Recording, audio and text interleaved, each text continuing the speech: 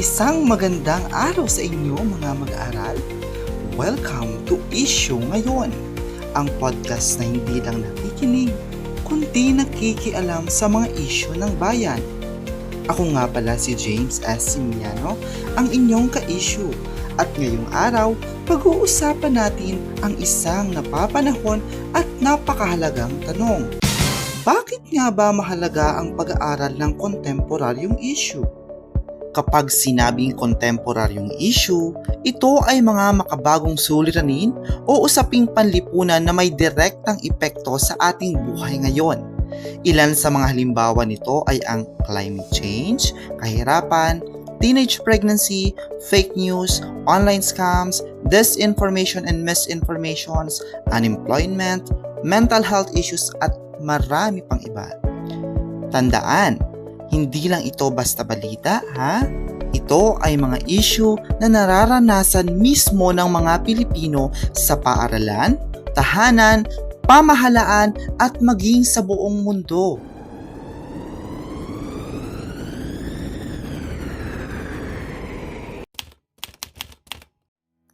Teka nga muna, may isa akong katanungan sa inyo mga mag-aaral. Bakit nga ba kailangang aralin at suriin ang mga kontemporaryong issue? Yan, nakapag-isip na ba? Very good! Ito ang mga dahilan kung bakit mahalagang pag-aralan ang kontemporaryong issue. Una, para maging mapanuri tayong mamamayan. Dahil hindi lahat ng viral ay totoo. Sa pamamagitan ng pag-aaral ito, natututo tayong magsuri ng impormasyon, alamin ang pinag-ugatan nito, at magdesisyon ng tama. Ikalawa, para magkaroon tayo ng malasakit. Kung naiintindihan natin ang problema, mas madali tayong makikibahagi sa solusyon at nagiging inspirasyon tayo para sa iba. Para naman sa ikatlo at ikahuli, paghahanda ito sa tunay na buhay. Kung bata ka pa ngayon, darating ang panahon na ikaw ang magiging guro, opisyal, magulang, o di kaya'y isang lider. Kaya ngayon pa lang, dapat alam mo na ang mga isyong lumabalot sa ating lipunan. Speaking of paghanda sa tunay na buhay, may kwento ako para sa inyo mga mag-aaral. Ito ay isang kwento ng pagbabago. Simulan na natin.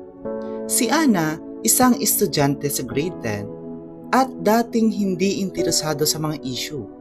Pero nang talakayin sa klase ang tungkol sa teenage pregnancy, napaisip siya, bakit nga ba maraming kabataang napapariwara? May magagawa ba ako?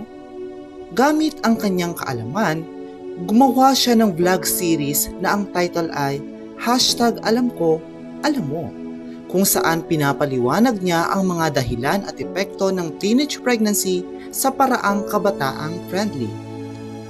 Nagtataka ba kayo kung ano ang naging resulta? Naging viral ang kanyang video, naimbitahan siya sa mga youth forums at higit sa lahat nakapagbigay siya ng kaalaman sa marami.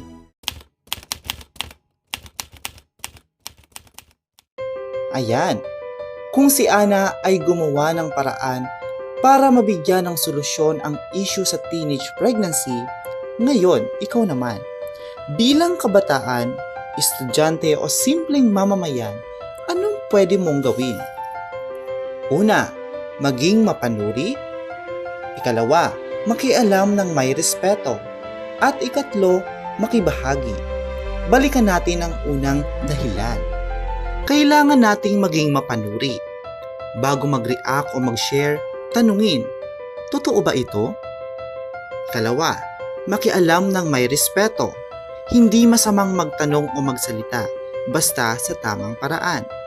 At sa ikahuli, makibahagi. Pwedeng mag-volunteer, gumawa ng campaign o kahit simpleng pagbabahagi ng kaalaman sa pamilya at kaibigan. Ngayong nalaman na natin kung bakit mahalagang pag-aralan ang kontemporaryong issue, nakapagbigay ng isang halimbawa, at kung ano yung magagawa mo bilang isang mamamayan, recap time tayo. So, ang una nating aralan ngayong araw na ito ay ang kontemporaryong issue na kung saan ito ay ang mga suliraning kasalukuyang kinakaharap ng ating lipunan. Ang pag-aaral nito ay nagbibigay ng kaalaman, kamalayan at kakayahang makilahok sa pagbabago. At sa huli, ito rin ay paghanda para sa ating kinabukasan bilang responsable at makataong mamamayan. At dito nagtatapos ang ating episode ngayong araw. Sana ay na-inspire ko kayo na maging mas mapanuri, mulat at makialam. Kung may natutunan ka, i-share mo to dahil sa kaalaman, nagsisimula ang pagbabago. Hanggang susunod na talakayan mga mag-aaral, muli ako si James S. Siminiano at ito ang inyong issue ngayon. Nagsasabing ang kabataang may alam sa kontemporaryong issue ay ang kabataang handang harapin ang hamon ng mundo. Paalam!